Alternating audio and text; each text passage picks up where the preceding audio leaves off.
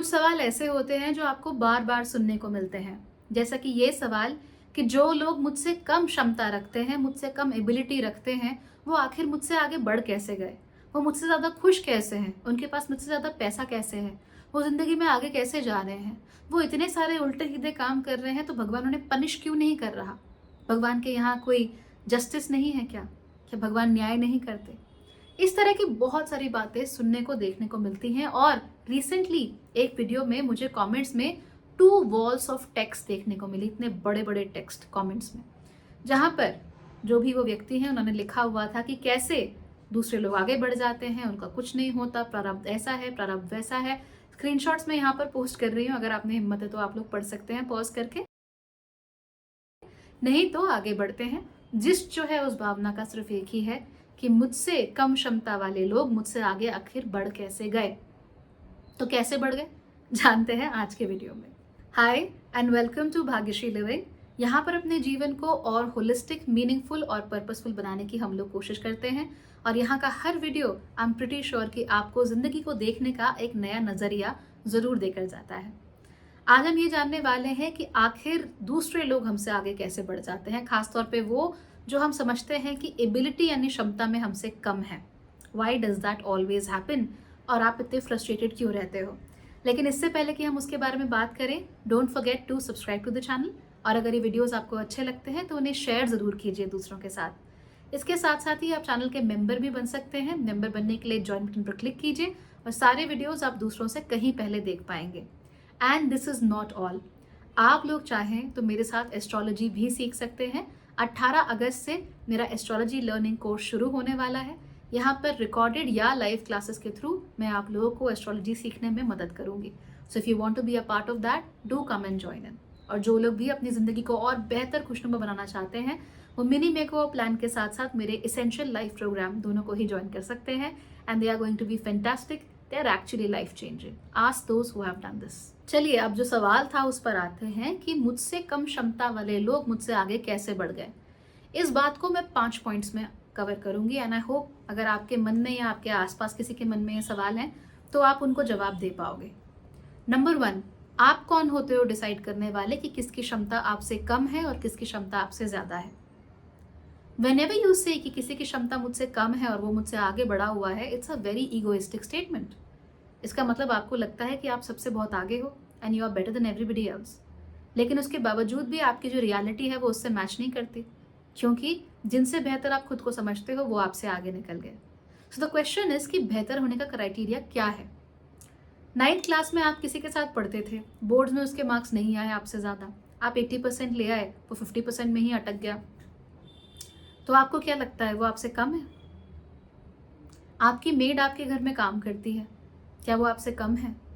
आपकी बेटी और उसकी बेटी दोनों ही यूपीएससी की तैयारी कर रही है, उसका निकल गया, आपकी बेटी का नहीं निकला, तो क्या आपको इस बात से दुख महसूस होना चाहिए कि देखो ये तो मेरी मेड की बेटी है, ये तो मुझसे इतना नीचे है, इसकी बेटी कैसे निकल गई आगे, मेरी बेटी कैसे नहीं निकली?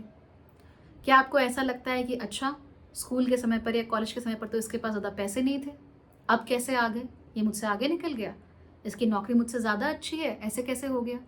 Who are you to judge other people and say that they are lesser than you?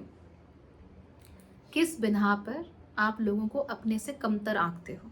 क्योंकि आप जिस बिना पर उनको खुद से कमतर आंक रहे हो, हाईली लाइकली कि आपका परसेप्शन गलत है। आपको लगता है कि स्कूल में तो ये अच्छा स्टूडेंट नहीं था, तो ये अब आगे कैसे निकल गया? उसने अपनी कोई स्किल डेवलप की होगी, कुछ काम किया होगा, तो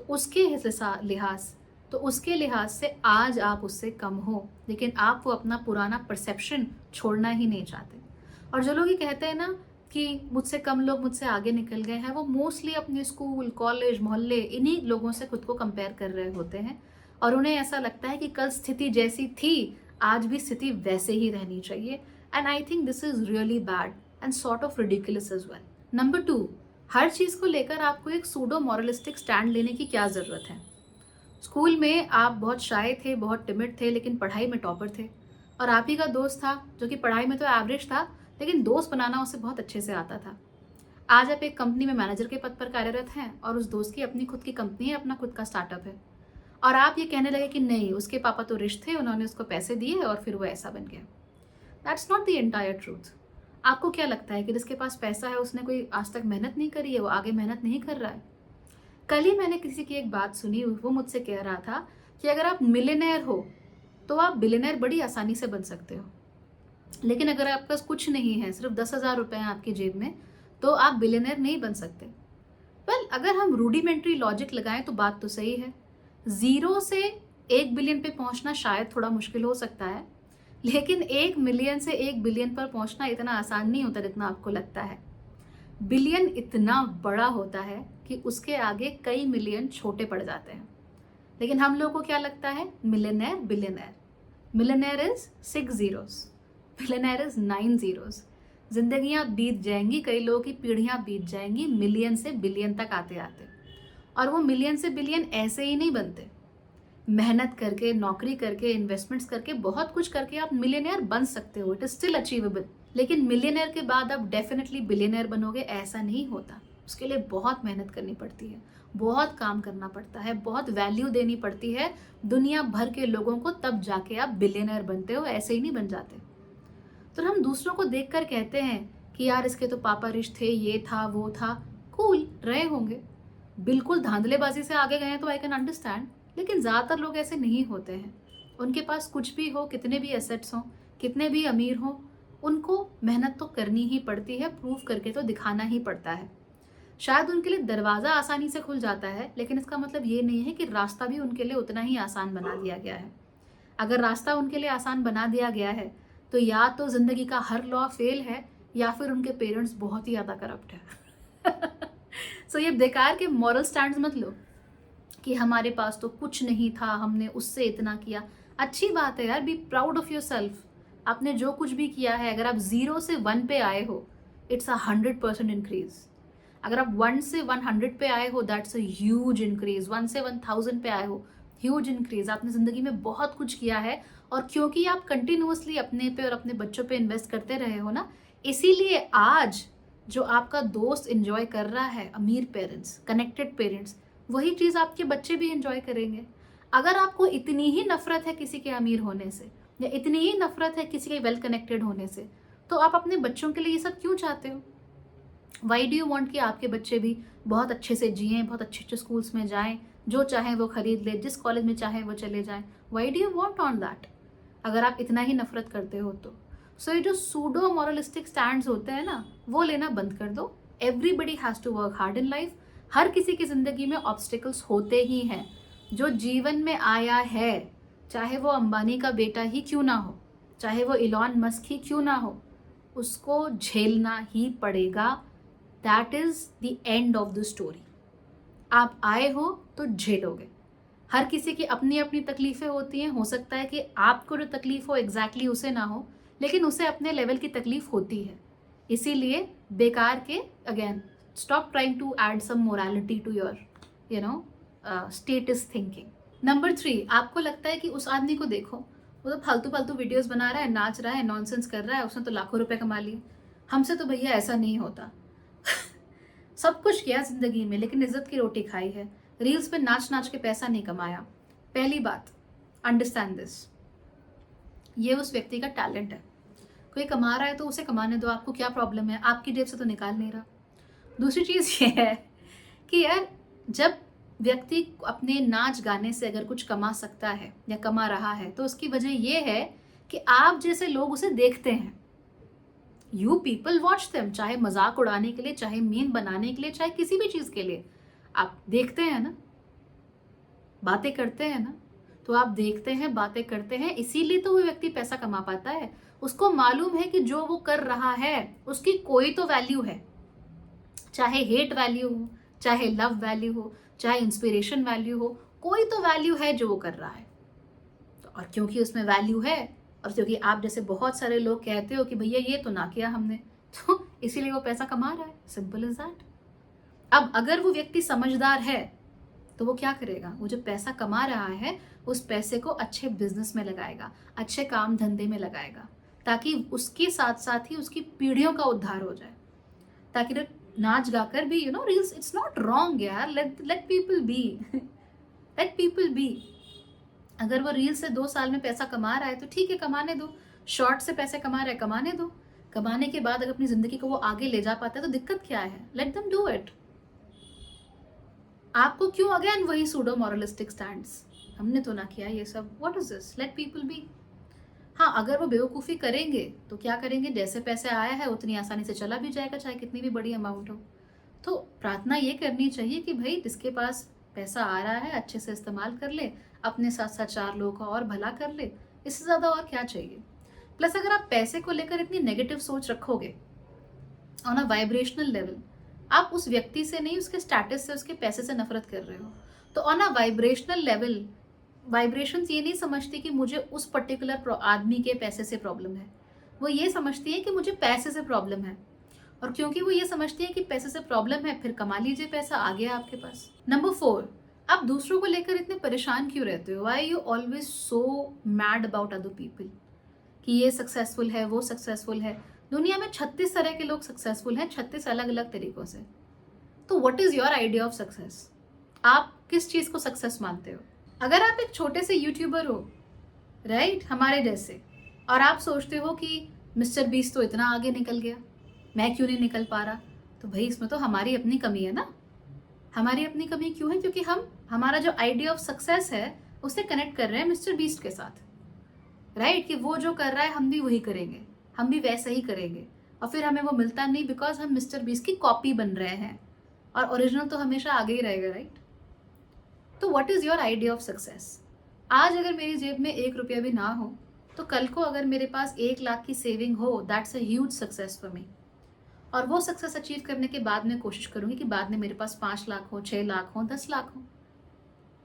Y do I need to compare my success with somebody जो कि मूवी स्टार है, फिल्म स्टार है?